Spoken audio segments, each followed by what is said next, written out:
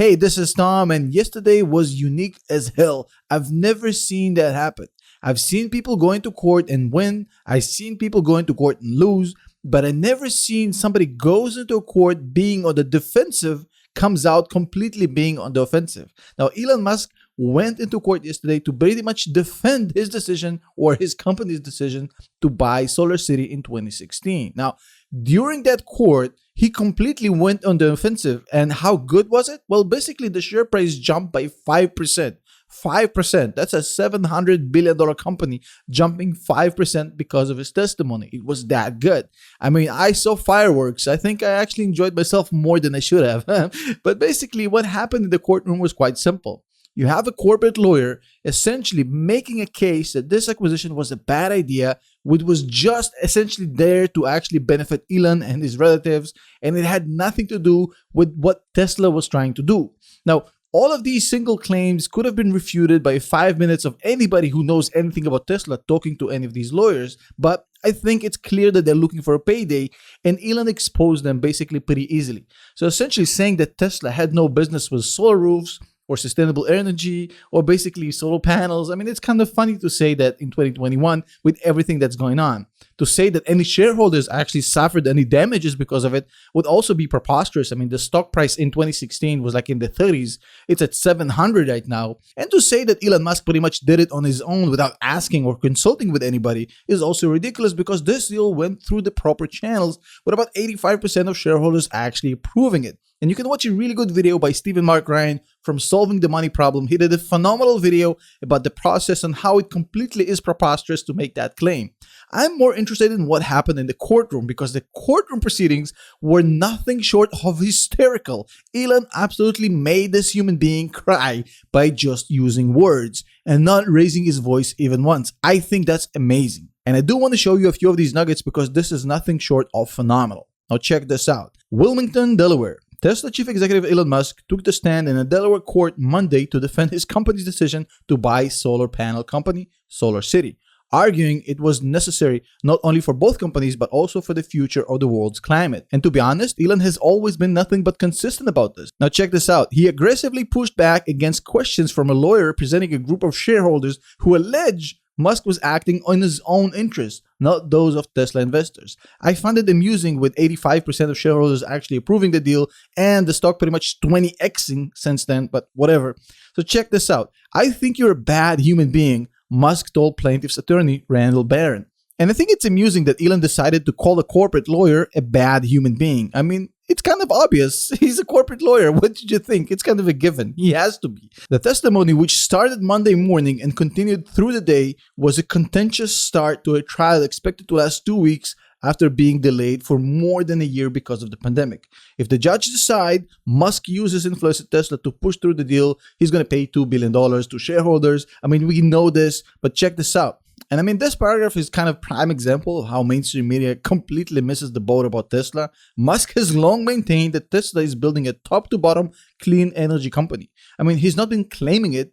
That's pretty much the whole idea of Tesla. I mean, it's not his claim. It's just the way the operation works. I mean, it's kind of a fact. It's pretty much a given. He's not claiming that. I mean, that's a little bit misleading to put it this way. Early on, Barron sought to establish that Musk ran Tesla with a free hand in practice. Despite being a minority shareholder and subject to oversight by the company's board, he cited Musk's 2021 move to change his official title at the company from CEO to Techno King. I mean, honestly. And I mean, it goes on and on. Basically, Elon completely trolling the lawyer. You have mainstream media basically saying, well, Elon, that's not professional. That's not a good look for you. Blah, blah, blah, blah, blah, blah. So, in my opinion, if you have a corporate lawyer trying to establish that Elon Musk does whatever he wants with Tesla with no oversight by using the Techno King joke as the indicator, it's a very weak case, especially with the stock price exploding out of the stratosphere during these 5 years, especially with Tesla's business in solar actually exploding over 85% growth quarter over quarter last time I checked, especially with how Elon has gone through the proper channels. I think this is an extremely weak case, and I think it's a crime that this actually is going on. Instead of Elon doing his job, he has to deal with these morons in court. I mean, I couldn't have said it better than Stephen Mark Ryan on Solving the Money Problem. I completely agree with this video. In fact, I'm going to link it below in the description section. Go check it out. This doofus is basically trying to embarrass Elon, but He ended up being embarrassed himself, and there's nothing better than to see the Tesla stock goes up 5% after this idiot is trying to make Elon look bad. At another point, Barron pressed Musk to acknowledge that he brooks no criticism at Tesla, responding to those who cross him with rage firings, which Musk denied. Barron then played a video clip from previous depositions in which Musk belittled and insulted Barron himself as an example of how Musk acts according to his own personal whims rather than his firm's best interest. And at this point, he pretty much set Elon up for a layup. I'll show you. Musk took the opportunity to reiterate his claim that Barron deserves only contempt.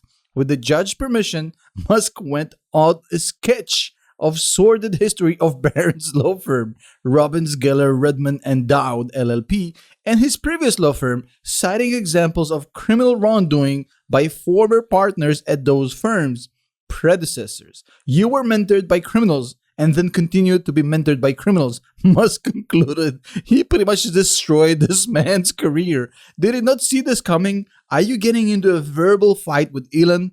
Here's the part where they try to trash Elon again. Mainstream media just can't help themselves. This isn't TV. It's before a corporate law judge whose life has been spent evaluating corporate conduct in a very clinical legal environment.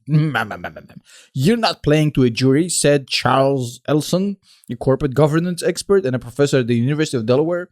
Theatrics won't work with the judge, Elson said. Well, mother lover, he just put up the share price by 5%. I think the theatrics are working, especially since he's fucking right.